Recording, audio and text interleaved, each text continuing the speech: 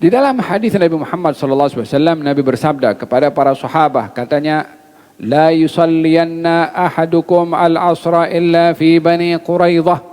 Jangan ada seorang pun di antara kamu yang salat asar kecuali di perkampungan Yahudi Bani Quraidah. Perkampungan Yahudi Bani Quraidah di luar kota Madinah. Waktu itu Nabi ingin mengepung Yahudi Bani Quraidah disebabkan mereka melakukan khianah. Dan waktu itu waktu zuhur. Maka Nabi bersabda, nanti jangan ada yang sholat asar kecuali di Bani Quraidah. Maka sahabat bergerak daripada Madinah pergi ke perkampungan Yahudi Bani Quraidah. Di perjalanan waktu asar masuk. Satu kelompok, Nabi sudah mendahului. Satu kelompok yang ada di belakang ini kata, jom kita sholat asar. Kelompok yang lain mengatakan, kamu tak dengar ke Nabi tadi cakap apa? Nabi pesan jangan sholat asar kecuali sampai ke perkampungan Yahudi Bani Quraidah. Kenapa kamu nak sholat di sini? Ini bukan perkampungan Yahudi Bani Quraidah. Kata mereka mengatakan, ya Nabi suruh kita sholat di sana, maksudnya supaya kita segera bergerak menuju ke perkampungan Yahudi Bani Quraidah. Ini sholat asar ini ada waktunya. Quran juga tentukan waktu sholat asar. Ini perintah daripada Nabi juga untuk sholat tepat pada waktunya. Mereka bukan create sendiri, mereka memahami daripada Nabi juga. Jadi maksud Nabi supaya kita segera. Salat asar ini perintah Nabi juga untuk kita salat tepat pada waktunya. Kata kelompok yang kedua, Nabi suruh kita salat di Bani Quraidah. Aku tak akan salat asar kecuali di Bani Quraidah. Silakan pergi. Jadi satu kelompok pergi, satu kelompok salat asar di perjalanan. Kedua-duanya sampai kepada Nabi di Bani Quraidah, cerita kepada Nabi, ya Rasulullah, fulan salat. Yang kami tidak salat kecuali sampai di perkampungan Yahudi Bani Quraidah. Nabi mengikrar kedua-duanya. Apa maksudnya mengikrar kedua-duanya? Nabi tidak mengomentari salah satu daripada mereka salah. Dan tidak memberitahukan salah satu di antara mereka betul. Tapi Nabi membenarkan usaha mereka. Siapa yang betul di antara mereka hanya Tuhan yang tahu. Tapi yang dibenarkan oleh Nabi usaha mereka, ijtihad mereka, walaupun berbeza. Dalam hal ini Nabi menghargai perbezaan. Selagi mana perbezaan itu berdasarkan dengan ilmu dan berdasarkan dengan kelayakan orang untuk berbeza. Yang problem adalah kalau orang nak berbeza dengan orang lain tanpa punya dasar ilmu. Orang tak belajar agama, tak sekolah, tak berguru, tak ada apapun pengetahuan agama, basic saja. Dia dah hentam Ustaz fulan, wala syekh fulan, wala alim fulan. Tak betul itu. Tak betul. Kelayakan awak itu untuk nak kata fulan tak betul itu apa?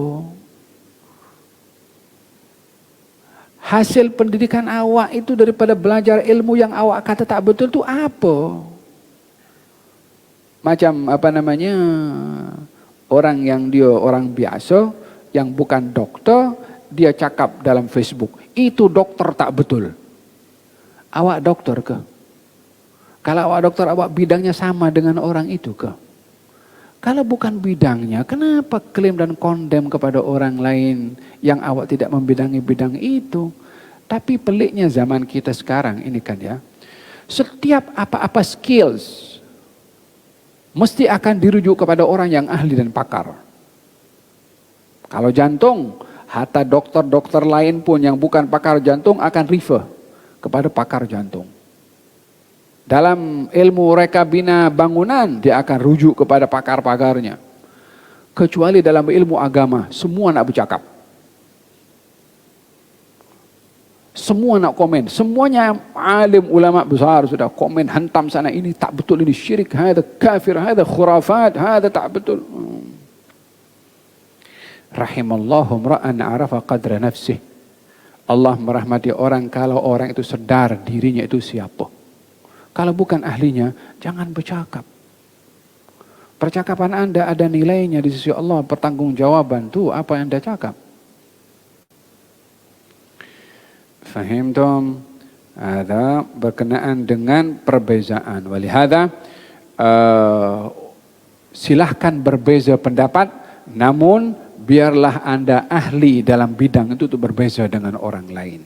Kalau tidak, maka ikutlah siapa yang diyakini benar dalam pendapatnya daripada madhab yang sudah memang mu'tabar, dan diam daripada komen-komen orang lain supaya tidak tergelincir menyalahkan orang lain tanpa dengan dasar ilmu.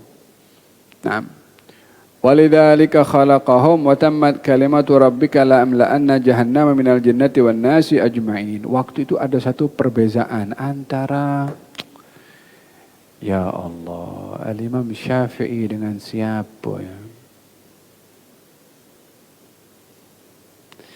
Falhasil ada perbezaan pendapat antara Imam Syafi'i dengan salah seorang pengikut Imam Ahmad bin Hanbal, saya ingat.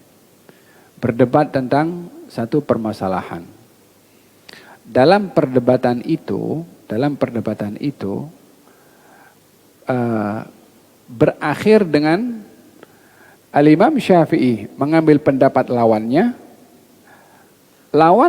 mengambil pendapat Imam Syafi'i. Orang kalau berdebat selalunya mempertahankan dia punya pendapat. Tapi bagi ulama dalam berdebat yang dicari kebenaran. Masa Imam Syafi'i berdebat dengan satu orang, didapati menurut Imam Syafi'i kebenaran ada pada lawannya. Lawannya yang berlawan debat dengan Imam Syafi'i mendapati kebenaran ada pada Imam Syafi'i. Masing-masing ambil pendapatnya yang lain dan tinggal pendapatnya sendiri. Itu baru telus dalam berdebat mencari kebenaran. Adapun berdebat dah ready, aku paling benar, untuk apa berdebat? Anggap saja kita dah menang dalam perdebatan itu supaya tak gaduh dengan orang lain. Lagi-lagi dalam berdebat ini kan juga, biarlah perdebatan itu kalau akan dibuka open public, biarlah perdebatan itu yang membawa manfaat kepada publik.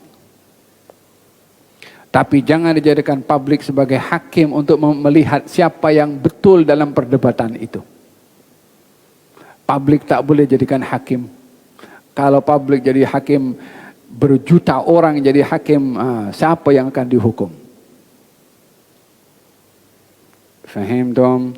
Walihada, bila ingin berdebat, biarlah ada kelayakan dalam perdebatan. Tajuk yang akan dibahaskan itu apa?